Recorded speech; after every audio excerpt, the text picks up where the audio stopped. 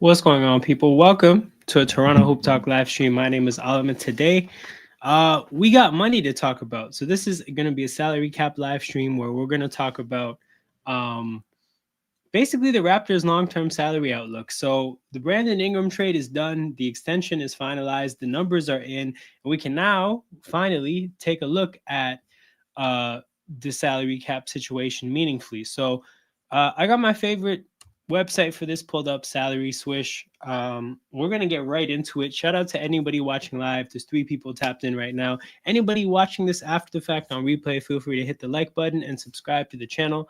Does my Wi-Fi now suddenly want to just stop working right now? That's very inconvenient. Can I still zoom into this anyways? Okay, cool. We're here. Um, so the first number I'm gonna look at to really set the tone for everything. Oh, it's gonna reload now, isn't it? Okay, cool. We made it here in a roundabout way. We're gonna look at next year. So we're gonna look at 2025, the 2025 offseason. So the roster hit is 177. So we're gonna focus on that number there. Um, yeah, what's going on, Jared? We'll do that later. We'll just rip through the substantive stuff first. With a roster cap hit of 177, and that same year, the luxury tax line is 187. So as of now, the Raptors are $10 million off the luxury tax. So the question becomes, could the Raptors potentially be a luxury tax team next year? I think they've been a luxury tax team once. That was the year we won the championship, or maybe the year after. It's pretty uncommon for this ownership. I don't think this ownership would be interested in being in the luxury tax um, in year one of a rebuild, or not year one of a rebuild, but year one of trying to be a playoff team. So I think we can use the 187 as a hard line right now and go for that. Go from there. So if we look at things from that standpoint, the team as of right now is 180 is $10 million away from the luxury tax line. Now they are at this number with 11 players under contract. So that's a pretty sizable number there. And we're going to look at who those 11 players are. So this setup is a little bit weird. I'll zoom in to make it. Okay, there we go. So that's factoring in Emmanuel Quickley, RJ Barrett, Scotty Barnes, Grady Dick, Ochai Agbaji, Jacoby Walter, Mobo, Shed, Battle, Bi, and Jakob Pertl. So basically, the only players that are missing are, as of now, PJ Tucker, which isn't a real loss. Orlando Robinson, who replacing him or extending him would be pretty cheap. Jared Rhoden, that would be cheap. Garrett Temple, that would also be cheap.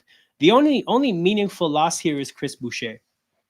So with that $10 million, the question might be, what, are the Raptors going to spend $10 million on Chris Boucher? Now, the answer for that to me is going to be no. And the reason I say no is because of the price of our first round pick. As of right now, the Raptors have the fifth overall lottery, the fifth best lottery odds, which as of now, if things go the way they're supposed to go, we would have the fifth pick in the draft. The fifth pick in the draft comes with a contract that will have a player making $7.5 million in their first year and $7.9 in their second year. We're going to keep these figures in mind because that is one thing. What the hell? What is this ad? Close. But yeah, that's something that this whole thing isn't factoring. So if we go back to the numbers here, roster size, let's imagine it's 12. And then this cap hit, let's add 7.5 to it. That means that we get $2.5 million short of the luxury tax. That's pretty tight up to the end line. Now, I think for what it's worth, always Digger Ocean. Yeah, Digger Ocean. Sorry, I didn't have to start early. It's just the streams that I was doing beforehand finished up early. And I'm a little bit itchy to get started with my Saturday night, I guess. So my apologies, Digger Ocean. Good to see you back in here. You didn't miss much, though. I'm like maybe 4 or 5 minutes deep.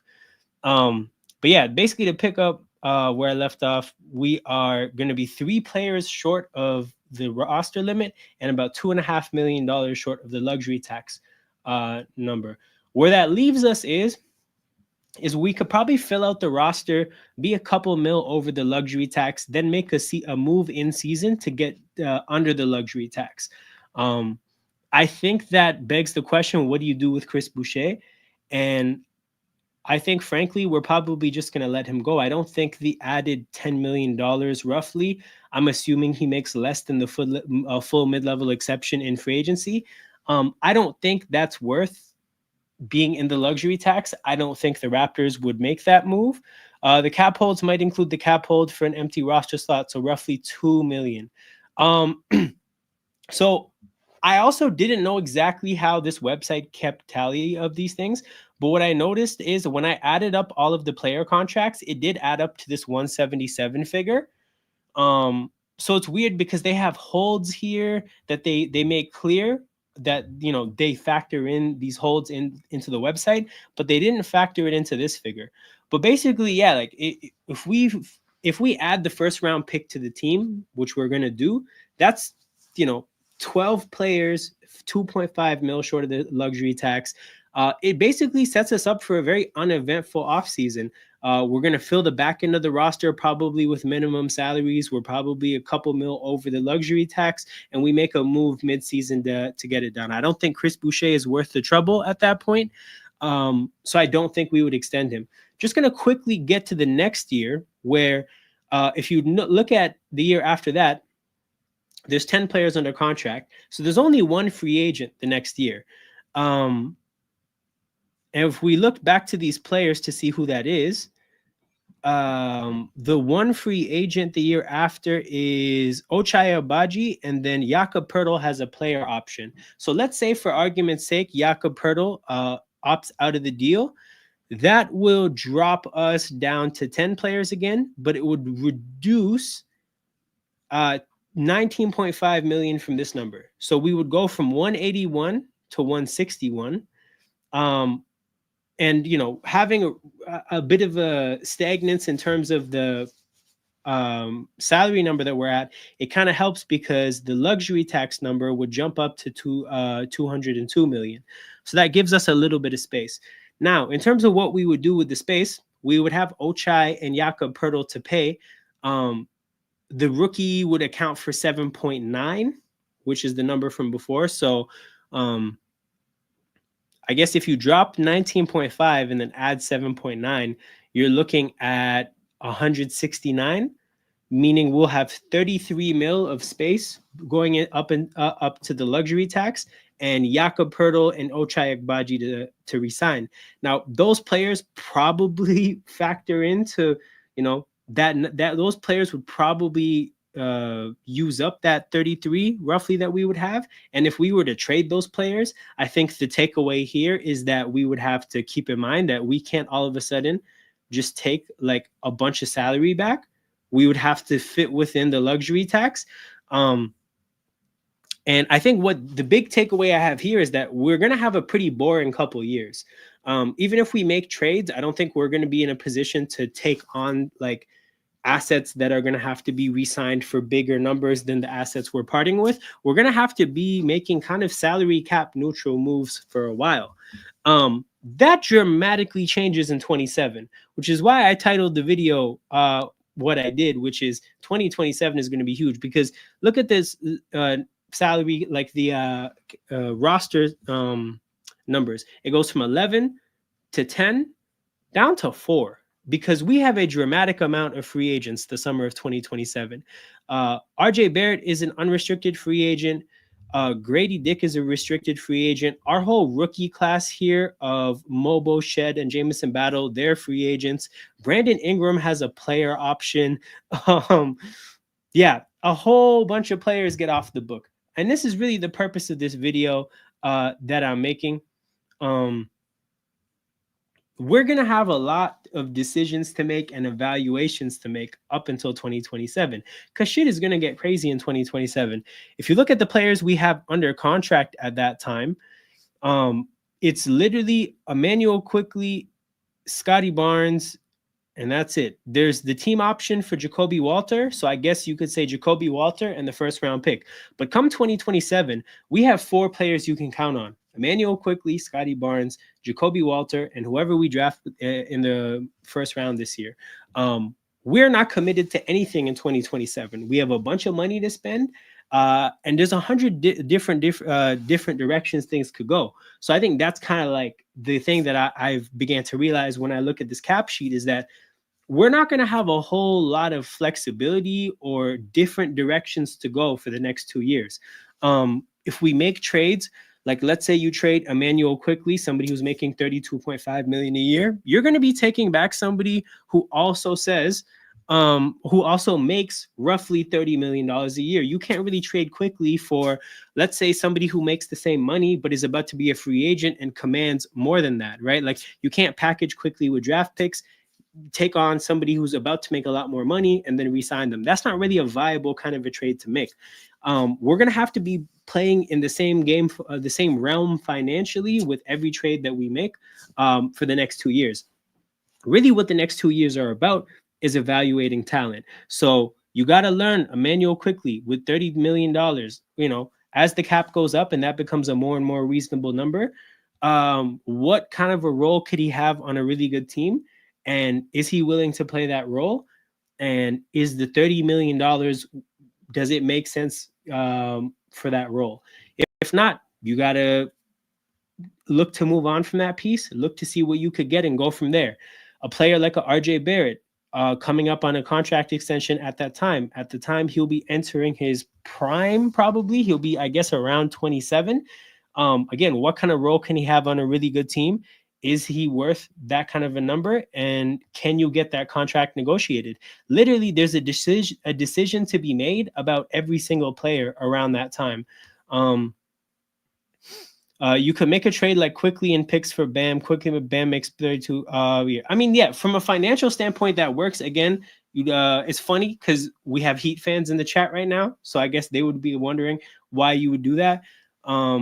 But definitely, hold on. I said the other thing last stream because I was watching NBA YouTube. You were saying that the Raps would be expensive. Yeah, no, we're going to be up against the luxury tax for 2 years. I really like we picked on Davion. Picked up Davion. Always rated him high floor but low ceiling. No, he's definitely like a solid NBA rotation player. Who will you spend it on though? We'll see. I don't know. Raps might be giving 70 to Shea then. So this is the thing, right? Like 2027, we're gonna have a ton of flexibility. I think that's when Shea's contract runs out. Let me look at that right now. Shea Gilgeous-Alexander. No, Spotrac. I need this contract. I need this contract information. I think 2027 is the Shea year in free agency. I agree. Signing Boucher makes no sense when we have a bench of number 1 pick Grady. Yes, this is true. This is another thing to consider, right? If you look at who we're going to be rostering next year, Emmanuel Quickly is a rotation player. RJ Barrett, rotation player. Scotty Barnes, Grady, Ochai, Jacoby, 6, Mobile 7, Shed 8, Battle. Let's say, no, let's not even count Battle. You know what? Let's not count Battle. Ingram 9, Jakob Poeltl 10. There's 10 rotation players, and you still have Jamison Battle. You still have that number 1 pick. We have a ton of rotation candidates on the roster.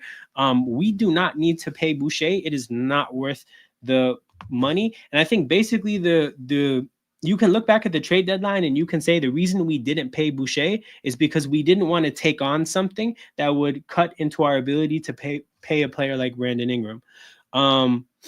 Yes, Shea Gilgeous-Alexander's contract runs out in 2027, people. Would we consider Chomche a part of it when he's healthy? You could consider him somebody who could play, sure. Like that adds more numbers to it, and that makes it less, sensible to pay a player like Chris Boucher. Temple will be playing still by then. Nah, that's hilarious. He'll be a vet though for sure. He'll be in our glorified assistant coach. Actually, you know what? Let's take a look at that right now. Spotrac NBA free agents. Let's look at what the 2027 free agents look like, because That's okay. Steph Curry. Wait, why is Shea so okay? Wow. So Steph, Giannis, AD, Jokic. This is wild. Shea. Am I missing anybody? I mean, those are our players. But yeah, damn, the 2027 free agency class is crazy. I know this is a little bit. Oh yeah, it's zoomed out now. But yeah, you got. I mean, Steph by that point will be pretty old. Giannis will be pretty old too. A lot of these names that look great right now, like Jokic will be old as well. The big free agent really, because I'm looking at all these. The big Luka will be like 30. I mean, SGA will be in his early 30s as well. But like, yeah, man, SGA summer 2027. No, keep the Porters away from Toronto. Keep the Porters away from Toronto at all costs. But yeah, no, like the big like takeaway from the Raptors cap sheet is just to not expect much for the next 2 years. The next 2 years are about evaluating. You're going to see marginal moves where we swap out players for like generally equivalents in terms of like value. Maybe we might swap a guard for a big for a wing, something like that. We're not really going to see. I think BI was the big splash. We don't really have it in us to make a big splash for another year. 2026 leading into 2027, you might be able to see a move. But as far as I'm concerned, the next year and a half is about evaluating and about taking stock of what we have. And then when it comes to 2027, a big commitment will be made, whether that's to the players on this team, whether that's to a big addition. 2027 is when the big commitment is coming. Do 28-year-old Luka is going to be cooking them boys and smoking that hookah after. Oh, hold on, my bad. I'm tripping. Because oh yeah, because if Luka's 28 here, that means this is their age in free agency. Okay, that makes sense. So Steph will be 38, Giannis will be 32, Shea is gonna be 28. Jay is gonna be 28. Jalen Green is also a free agent at 25 years old. Luka is gonna be 28. But for sure, man, Luka's gonna be 28, cooking them, smoking a hookah, drinking beers. Man, that's a hell of a time to have flexibility. A hell of a time to have flexibility. Chauncey's still a year away. They'll go Robinson, Mobo, since they can't afford to sign anyone in free agency. No, for sure. I agree. This is definitely the way. Look at that as well. The team's obviously at that point where they stand in the East. Lakers might actually let him have a beer. Oh, for sure, they're gonna let him have a beer, 100%. But yeah, man, that's just like the main thing I wanted to get into is 2027. We're gonna have fireworks for our roster. Again, like doesn't matter if that means we're committing mostly to what we have or if we're into making drastic changes. Big checks will be signed. Big contracts will be signed in the summer of 2027. So as a fan, I look at that as like we have a runway leading into that big moment, and we have to do what we can do in the meantime to position ourselves to where we're not making uninformed decisions, we're not making panicked decisions, and we're not, ultimately blowing our opportunity to make a big jump as an organization. Part of the reason now, like the more and more time passes since the Brandon Ingram trade, the more and more comfortable I am with the move and happy I am with the move is because the contract is solid. In the fact that it's a short-term deal, the age range is fine. And to be honest, like we need a half-court scorer, so it's not like some crazy commitment, like a crazy onerous burden that we have. Braun will have him drinking grass health drinks. Probably will be some balance. There'll probably be some balance. I think LeBron will be like the angel on his shoulder, and like every LA celebrity will be like the devil, and we'll see what wins. But yeah, man, if you're a Raptors fan, I'm thinking that we have to really take a like really pay close attention to the players on small contracts that could get extended, because let's say a player like RJ Barrett gets extended, we're already paying him in the 20s. When he gets extended, it's not going to be as big of a jump as, you know, some of the younger players. We're already paying a player like Jakob Poeltl 19.5 million. If we do extend him, it's not going to be like a crazy jump off of that, right? Whereas if you look at a player like Grady, I mean, if he gets paid in 2027, it's going to be a huge jump from 7. If Ochai gets paid, it's going to be a huge jump from 6. If Mobo, Shed, or Battle get paid, it's going to be a huge jump. Those kind of big commitments are ones that have to be like, it has to be a good price. It has to make sense, and it has to fit within what we're doing, right? If you're looking at those players as bench players, they have to get paid as bench players. But the point is like, we can't really ride things out for too much longer. There's literally a 2-year gap, or like a 2-year window to just be, I guess, passive and ride things out.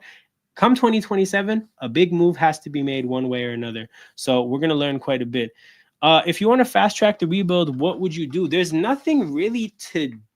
Okay. Fast track the rebuild. I think the Brandon Ingram trade was fast tracking the rebuild, to be honest.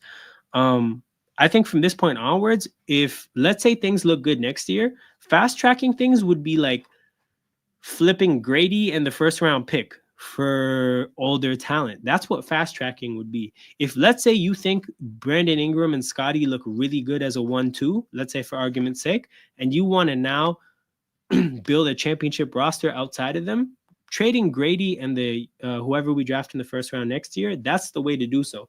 I don't think BI and Scotty are going to be a good enough 1-2 to demand that kind of trading. But in theory, that's what would happen. Maybe Celtics will move pieces around. Knicks, I don't know. I agree. The Cavs should still be there. The Celtics, the thing is, I think the Celtics they're definitely going to get weaker in terms of roster depth. They're still going to have their main guys. Hopefully that's all right. But I feel like BI is a stopgap in a way, because there's a star they can get. Okay, a very good point here. Something I've long talked about with the way a team like the Raptors has to get better is that we don't have to always be looking for Kawhi Leonard. Like, it's important for us to get the DeMar DeRozan, because, you know, you have to be in position first to make that kind of a trade. So there's nothing wrong with us having players like Scotty Barnes and Brandon Ingram and RJ Barrett, because these are the guys that have a good chance to develop. Like, you have 3 chances to find yourself a DeMar DeRozan. You might find 3 DeMar DeRozans. And then when you're in that position, you can actually kind of bank on making a move making a big swing that gets you better. You can't just wake up out of nowhere and make that big swing. You almost have to like grind your way into the position for that kind of a move to make sense. And that's what I really like the BI trade for. I don't think Brandon Ingram, like, I don't have any expectations that he's going to show up and just change our lives. But I just hope that he gets better. We see the best version of Brandon Ingram. And if that happens, you know, we have a chance to then find ourselves, you know, with a 10, 11 man rotation of good players. And when you have that kind of a situation, you can then start making like 3-for-1 trades that get you those like star players. So that's what I think we took a step towards, and that's why I like the trade. So again, especially considering we didn't have to commit to a 4 or 5 year deal, I'm very happy. They may go with 14 instead of 15 players just to stay out of the tax. I think that means they also give up a third 2-way though. Yeah, I mean, I think that kind of a thing justifies, like that kind of a situation justifies the loss of 1 spot. But yeah, I think in the grand scheme of things, man, like even if we're up, even if we use all of the roster spots and we're up 1 to 2 mil, I think a financial trade to save a couple mil against the cap, I think that's very possible. It's very reasonable, especially if we're like, think about it. If we're 11 or 12 players deep in the rotation, you can burn a 2nd round pick. It's fine. I feel like the Magic could have moved for BI. The Magic, oh man. BI is a very Orlando Magic player. One thing is cheaping out by using a third 2-way player and not having a 15th player. Oh, that makes sense. That makes sense. Yeah, big up Joel. We're wrapping up shortly. I always want to keep these videos short just so that people have an easier time justifying clicking them after the fact, looking to keep some replay value on videos like this. So we're gonna wrap up pretty shortly. Wiggins Nation cooked yesterday. Andrew Wiggins, he got his first win in Toronto in his whole life. I didn't know he was that down bad. But yeah, he got his first win in Toronto in the 11th year of his career. I had no idea he was living like that. But I guess shout out to Wiggins, I guess. But yeah, man. Toronto 2027. It will be a movie. I think I'm probably going to be doing more streams about this because I'd like to work out all the different hypotheticals. Anthony Black might be with the Raptors soon since he is likely not to be in the plans. Nah, man. Genwo, you're a criminal for this. You're a criminal. Also, if they ever sat on the bench together, like one strategically, they could give the crowd an absolutely crazy set of jerseys to take a picture of. But yeah, no, that's true. That's true. The Timberwolves were getting cooked by like 1 seed, 2 seed Raptors. So that makes sense. But yeah, no, Genwo, you are an absolute criminal for that. That's wild. Also, is the typo there like on purpose, or is the typo by accident? Because that would have been a wild thing to type generally. Hell no. Look at the cap space we created in 2027, bro. Hell no. Paul George and Embiid, quietly, we might be looking at both those contracts as the 2 worst contracts. Oh, I know what you were trying to say, Genwo. We might be looking at Paul George and Embiid as the 2 worst contracts in basketball pretty soon. And that is completely like, I can't imagine a worse situation. They just found themselves back in the trust the process, that kind of a situation again, all of a sudden out of nowhere. At least you get podcast P from playing in Toronto. Can you imagine if we traded for Paul George just to keep Kawhi? Nah, that would have been a disaster. But yeah, man. Shout out to everybody in here. Make sure you guys hit the like button and subscribe to the channel. But yeah, hit the like button on your way out, people. I'll be back tomorrow. I'm gonna do a watch along for Suns Raptors. We're gonna try to do as many watch alongs as possible. Obviously, we don't have that many games, and like, I mean, I'm probably gonna spend a lot of these watch alongs talking about other random hypotheticals. We're gonna have a lot of fun during these watch alongs. Probably not gonna be a whole ton about the games. But maybe the games will be good and they'll take our attention. So Suns blew out the Bulls, but slam that like button. Yeah, the Suns blew out the Bulls. They're gonna be on the second night of a back-to-back off a flight. But we want the Raptors to lose anyway. Tank season, man. We still want the best ping pong, the most amount of ping pong balls that we can get. But yeah, I'll be back tomorrow. Suns Raptors. See you guys then. Take care. Well, hold on. Tank mode off. No, tank mode on. Yeah, you guys take care. I'll see you guys tomorrow. I'm out.